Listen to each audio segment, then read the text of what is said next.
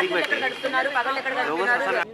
మాట్లాడుతూ రాస్తారు మస్తాన్ సాయితో మీకు ఎఫ్ఐఆర్ ఉందని చెప్పి చెప్తున్నారు. మస్తాన్ సాయితో ఏముంది అన్నది ఖచ్చితంగా నేను ప్రూవ్ చేసుకుంటానండి. అండ్ అది లీగల్గా ఉంది ఆల్రెడీ కేసు స్టేషన్లో నడుస్తుంది కదా, కోర్టులో నడుస్తుంది కదా, మేము అక్కడే చేసుకుంటాము. ఇప్పుడు అతను మాల్వి మల్హోత్రాతో ఏం చేస్తున్నాడు అన్నదే నేను ప్రూవ్ చేయాలనుకుంటున్నాను.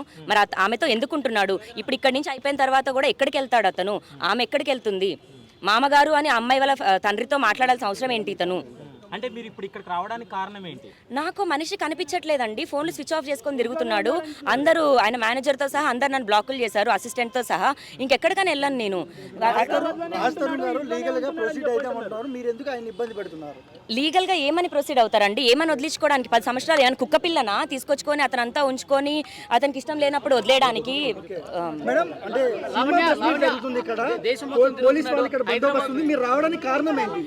దూరం చేస్తున్నారా, అతను మేనేజర్ దూరం చేస్తున్నాడో నాకు తెలీదు. రాజ్ తరుణ్ ఇప్పుడు ఈ రోజు ఇక్కడ నుంచి ఎలా వెళ్తాడు సమాధానం చెప్పకుండా? 10 సంవత్సరాలు ఉండి వదిలేస్తాను,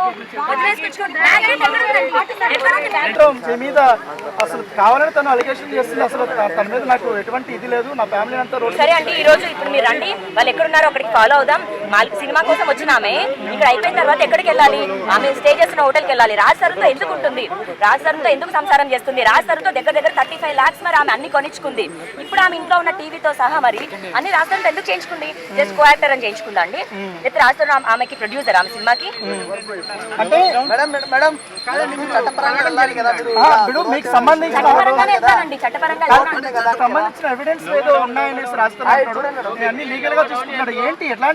మరి ఎవిడెన్సెస్ మా లాయర్ గారు చెప్పినట్టు మరి మస్తాన్ని రాజే పంపించాడా, నా మీద చేయించాడా అన్నది మరి మీకు అందరికీ తెలియాలండి. మీకు ఏమైనా అనుమానం ఉందా?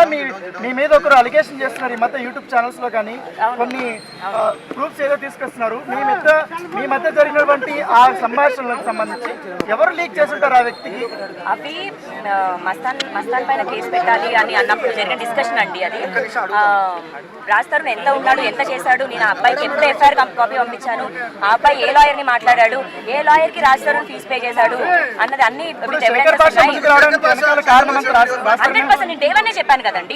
మొత్తం అండి అతను వేసే మాస్టర్ ప్లాన్ మీకు అర్థమై ఉంటే దయచేసి నన్ను ఎవరు తిట్టుకోరు. మరి రాజ్ తరుణ్ ఫ్యాన్స్ అందరూ ఫ్రెండ్స్ అందరూ అతనికి సపోర్ట్ చేయొచ్చు, బట్ నన్ను అలాంటి బూతులు తిట్టడం అన్నది నన్ను చేస్తేనే ఇవాళ హెల్ప్ అని బయటకు వచ్చానండి. నన్ను జైలుకి పంపించిన వాళ్ళు నన్ను చంపలేరా? నేను డ్రగ్స్ అమ్మలేదు, నాకు అలాంటి బతుకు నేను ఎప్పటికీ బతకను. రోడ్డు మీద చెప్పులన్నా తుడుచుకుంటూ బతుకుతానేమో కానీ ఆఖరికి ఇంకా కాళ్ళు చేయి ఇరుగుతే అడుక్కుంటూ బతుకుతానేమో కానీ అలాంటి లుచ్చా పని అయితే నేను చేయను. నన్ను అలాంటి పని చేశాను, నన్ను లుచ్చాను అన్న మహానుభావుడు లుచ్చా అయి ఉంటాడు. అది 2 ఎడిటెడ్ కాల్స్ అండి, 2 ఒరిజినల్స్ కూడా నా దగ్గర ఉన్నాయి. శేఖర్ భాష పేడ్ ఆర్టిస్ట్ అని అందరికీ మీకు అర్థమై ఉండాలి. స్వచ్ఛందంగా వచ్చాను నేను, నాకు రాష్ట్రం పిలవలేదు. స్వచ్ఛందంగా ఫ్రెండ్స్ తో దిగిన ఫోటోల్ని కూడా చూపించి అవి ఏదో వాళ్ళతో ఇంకా అసభ్యంగా ఉన్నారన్నట్టు క్రియేట్ చేస్తున్నారు. గోవాలో మేము ఒక సాంగ్ షూట్ చేసాము. అది ఎలా మ్యాచ్ అవుతుంది అంటే వేసుకున్న డ్రెస్ కూడా మ్యాచ్ అవుతుంది. మీరు చూడండి. దానికి మేము ఇప్పుడు ఈ రోజు కోసం అని నేను ఇప్పుడు గోవాకి వెళ్ళి షూట్ చేయము కదా. మేము 7 minutes సాంగ్ అన్నది షూట్ చేసాము. అది రికార్డ్ కూడా మేము ఎడిట్ కూడా అయింది, బట్ మేము అప్లోడ్ చేయలేదు. నాకు కూడా ఒక 9 Productions ఛానల్ అని ఉంది. నేను షార్ట్ ఫిలిమ్స్ చేశాను. అప్పుడు తీసుకున్న ఒక ఛానల్దే. అండ్ ఆయన ఒక హీలర్ అండి, ఒక థెరపిస్ట్.